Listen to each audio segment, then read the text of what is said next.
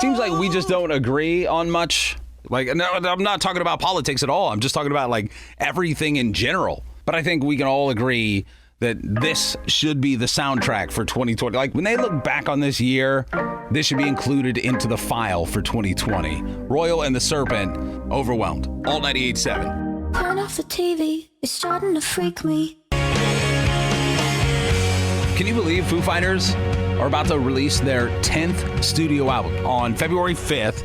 It's going to be called Medicine at Midnight, and Dave Grohl describes it as kind of like a Saturday night party album, which is not the way you describe Foo Fighters albums, but they intentionally tried to shift creative direction on this one, and you can tell straight away that their latest single is a little bit different than classic Foo. Here's Shame Shame, Alt 98.7. Alt 98.7, LA's new alternative. You know, I was thinking about this earlier. This is that time of year when things just get incredibly confusing. Today, for example, like the high today is 75. Then overnight, it's going to be like 47. I spent like half an hour this morning debating on whether or not I should bring a hoodie, a jacket, or just roll in because, God forbid, like I'm out past 7 p.m. and this suddenly it's so cold. But I'll tell you this, I'd rather be here than anywhere else. It's all 98.7. Thanksgiving's going to be so weird this year. I'm not talking about like that creepy uncle who keeps hitting on all the cousins. No.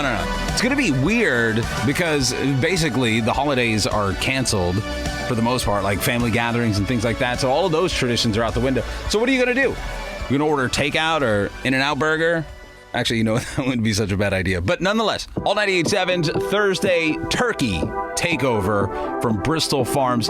Dinner for the whole family of 4. Or if you're a fatty like me, you'll just sit down and eat the whole thing and then maybe have some leftovers the next day. Get all the info, alt987fm.com. Panic on the brain. If you've been on TikTok over the past year and you've been looking for Billie Eilish's account, you haven't found it, it's because she just now made her debut and her username is, it's funny, but it's also confusing because she appeared in 2 separate videos with the username Coochie Destroyer 5. On that note, the latest from Billie Eilish. So therefore I am.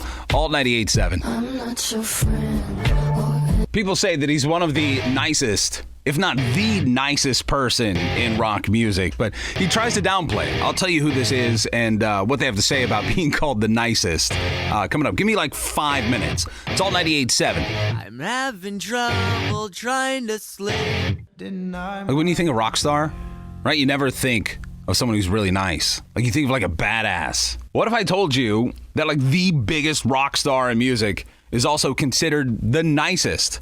Dave Grohl recently opened up about his feelings of being called the nicest person in rock and roll. And he said, like, in a total nice guy way, he's like, when I show up to the Reading Festival or whatever, one of the first things I do is just start knocking on doors backstage with a bottle of whiskey in my hand. Because I just want to hang out with people and celebrate. Like, can you believe it? This is what we do. This is amazing, man. Let's have a drink. Like, if he was trying to lose the nice guy label, like, he ruined it. Like, it just makes him even nicer. There's Foo Fighters. Alt 98.7.